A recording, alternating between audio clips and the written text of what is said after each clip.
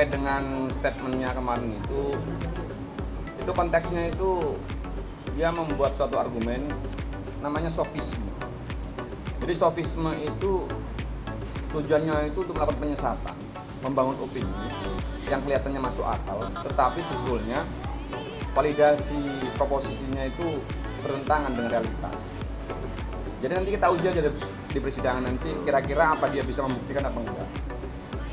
Ini kan ya mohon maaf ya, kalau saya katakan ya. Yang pertama itu dari statement itu sebetulnya saya juga mengucapkan syukur karena salah satu petitum kita itu sudah gak perlu lagi dibuktikan terkait dengan pengakuan Reza.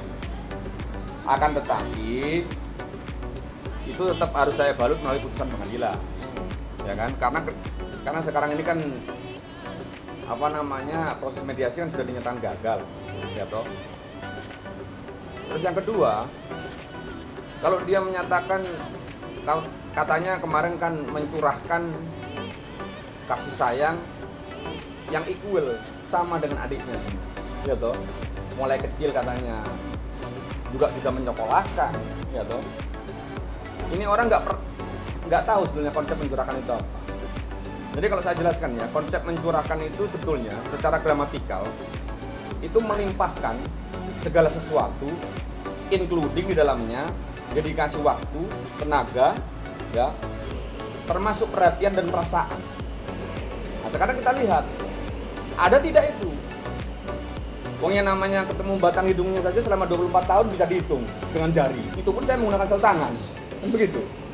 Jadi konsep itu sudah pasti bisa saya bantah. Kan begitu. Terus yang kedua, dia juga pernah mengatakan bahwa apa yang sudah saya nyatakan di dalam podcastnya Bang Densu itu bohong. Ya kan? Ini orang tambah konyol lagi yang begitu. Orang yang tidak tahu faktanya, ya kan? Berdasarkan ceritanya. Tapi ya alhamdulillah netizen ini, apalagi masyarakat Indonesia ini kan sudah mulai cerdas kan.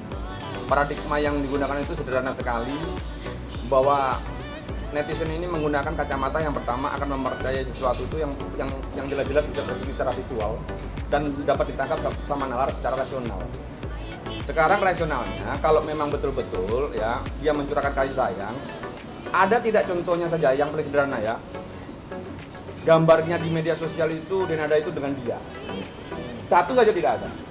Ya, terus yang kedua, Denada itu tahu tidak dia ini sekolahnya di TK mana, SMP mana, SD mana, SMA mana. Ya toh? Itu dia harus tahu. Itu makanya kalau dia nggak bisa membuktikan itu, pengacaranya itu memang harus belajar dari situ. Bagaimana caranya membuat argumentasi yang baik. Kalau memang diakui sebagai anak, tolong tunjukkan akta kelahiran Reza ini atas nama anaknya dari Denada. Satu. Kalau dia mendalilkan dia pernah membelikan mobil, tunjukkan saja BPKB dan STNK-nya. Dua. Kalau dia pernah membelikan rumah, tunjukkan saja sertifikatnya. Tiga. Sederhana itu. Itu loh. Jadi kalau yang lain-lainnya saya pikir ya nggak bisa dibantah lagi lah karena konyol sekali argumennya pengacaranya itu. Gitu aja. Kalau dari Reza sendiri masih belum merasa diakui ya kan? Karena kan bukan dari Denanya sendiri. Dan Reza juga maunya diakuin kan secara tertulis. Yang terlahir itu cuma apapun yang terjadi always love you itu aja. Dan itu kapan? Berapa tahun yang lalu? Bukan tahu.